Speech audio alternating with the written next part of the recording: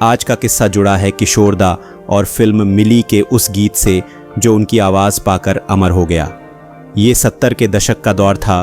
किशोर दा के घर पर पूरी म्यूज़िक यूनिट रिहर्सल कर रही थी, लेकिन तभी अचानक एक ऐसी बात हुई जिसने वहाँ का माहौल बदल दिया। किसी ने गीतकार योगेश जी के बारे में अपशब्द कह डाले और फिर किशोर दा का गुस्सा और उनका जुनून मिलकर उस दिन एक ऐसे गीत को जन्म देते हैं जिसे सुनकर लोग बस सुनते ही रह गए।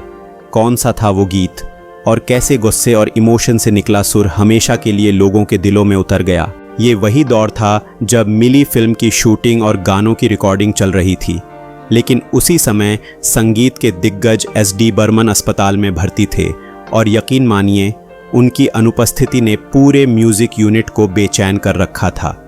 किशोर दा भी भीतर से बहुत विचलित थे। स्टूडियो की दीवारें उन्हें खाली सी लगती थीं, इसीलिए उन्होंने सोचा क्यों ना रिहर्सल अपने घर पर ही की जाए। उन्होंने फ़ोन मिलाया फिल्म के निर्देशक ऋषिकेश मुखर्जी को और उनसे कहा, पूरी टीम को ले आइए, आज गाने की रिहर्सल मेरे घर पर होगी। और फिर उस दोपहर ऋषिकेश जी, योगेश जी और पूरी म्यूज़िक टीम पहुंच गई किशोर दा के घर। सब बैठे और माहौल उम्मीदों से भरा था। तभी किशोर दा ने मुस्कुराते हुए कहा, चलो योगेश, गाना सुनाओ, मुझे पूरा डबिंग वाला गाना सुनना है। बस यही वो पल था जब सबकी सांसें थम गईं, क्योंकि दोस्तों धुन तो तैयार थी लेकिन गाने की डबिंग अभी तक हुई ही नहीं थी। सबकी नज़रें योगेश जी की तरफ टिक गईं और वो घबराते घबराते बोले, किशोर दा, धुन तो है पर डब वर्जन अभी बना नहीं है।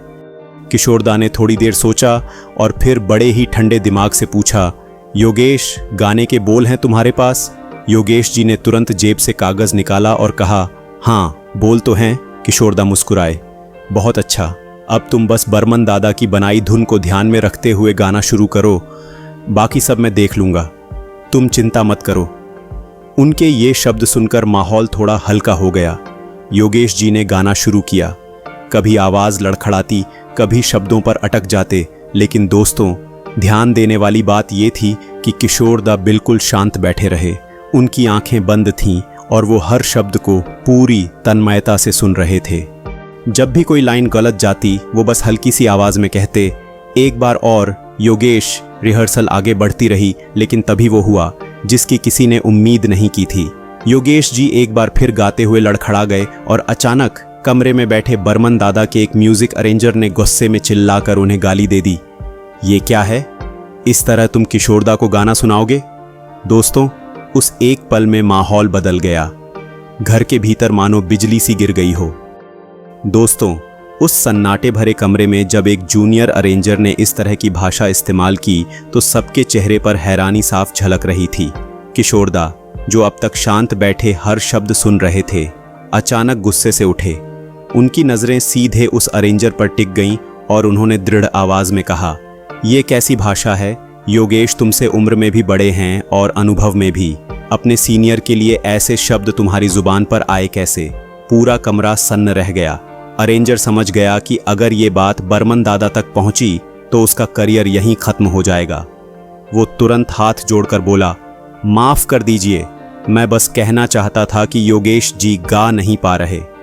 लेकिन किशोर दा ने उसकी बात बीच में ही काट दी और कहा, योगेश एक गीतकार हैं, गायक नहीं। किशोर दा ने आगे जोर देकर कहा, मेरा काम वो नहीं कर सकते, लेकिन तुमने आज सबका मूड बिगाड़ दिया। जब तक रिहर्सल पूरी नहीं हो जाती तुम्हें एक भी शब्द बोलने की इजाज़त नहीं है। कमरे में गहरी चुप्पी छा गई। उस दिन की रिहर्सल आगे नहीं बढ़ पाई क्योंकि एक गलत लफ्ज़ ने पूरे माहौल को ख़राब कर दिया था। लेकिन दोस्तों कहानी यहीं ख़त्म नहीं होती। जाते जाते किशोर दा ने योगेश जी से कहा, गीत के बोल और टेप रिकॉर्डर यहीं छोड़ जाओ। जिस अंदाज में तुमने आज गाया है मैं उसी अंदाज में रिहर्सल करूँगा और कल रिकॉर्डिंग भी। और फिर उस रात किशोर दा ने अकेले अपने घर में बैठकर टेप बजाया, कागज़ पर लिखे बोल खोले और घंटों घंटों तक रिहर्सल करते रहे। उन्होंने अपनी आत्मा से गाना जिया, कुछ धुनों को अपने अंदाज में बदला और उस पल एक अमर गीत की नींव रखी गई। अगले दिन जब किशोर दा स्टूडियो पहुंचे और रिकॉर्डिंग शुरू हुई तो वहां मौजूद हर शख्स बस हैरान रह गया। जिस गाने को लेकर लोगों को शक था उसी गाने को किशोर दा ने अपनी मधुर आवाज़ और छोटे छोटे सुधारों से इतना ऊपर पहुंचा दिया कि सब दंग रह गए। आए तुम याद मुझे, गाने लगी हर कोई एक ही बात सोच रहा था। हमने तो सोचा भी नहीं था कि ये धुन इतनी गहरी और जादुई बन सकती है। आखिर किशोरदा ने कैसे इसे अगले स्तर तक पहुंचा दिया। जब मैं रातों में तारे गिनता हूं। और यही था किशोरदा का कमाल। उन्होंने न सिर्फ गीतकार योगेश जी का साथ दिया, बल्कि सही को सही और गलत को गलत कहने की हिम्मत भी दिखाई। यही तो उनकी असली पहचान थी, दिल से गाना और सच के साथ खड़ा होना। जब मिली के गाने रिलीज हुए तो इतिहास बन गया। फिल्म के दोनों गाने जो किशोरदा ने गाए थे सुपरहिट हुए और आज भी लाखों संगीत प्रेमियों की प्लेलिस्ट का हिस्सा हैं। आए तुम याद मुझे, गाने लगी बड़ी सोनी सोनी है जिंदगी। और दोस्तों, ये वही दौर था जब बर्मन दादा अपने आखिरी दिनों में थे, लेकिन फिर भी उनका और किशोरदा का ये जादुई संगम ऐसा संगीत दे गया जो आने वाली पीढ़ियों तक अमर रहेगा। दोस्तों, यही है उस गीत के पीछे की अनकही कहानी, एक घटना जिसने साबित किया कि क्यों किशोर कुमार सिर्फ गायक नहीं बल्कि एक युग थे। दोस्तों, आशा करते हैं कि वीडियो आपको पसंद आया होगा। अगर ये वीडियो आपको पसंद आया तो इस वीडियो को लाइक करें, इसे अपने दोस्तों के साथ शेयर करें और ऐसे ही वीडियो देखने के लिए इस चैनल को सब्सक्राइब ज़रूर करें।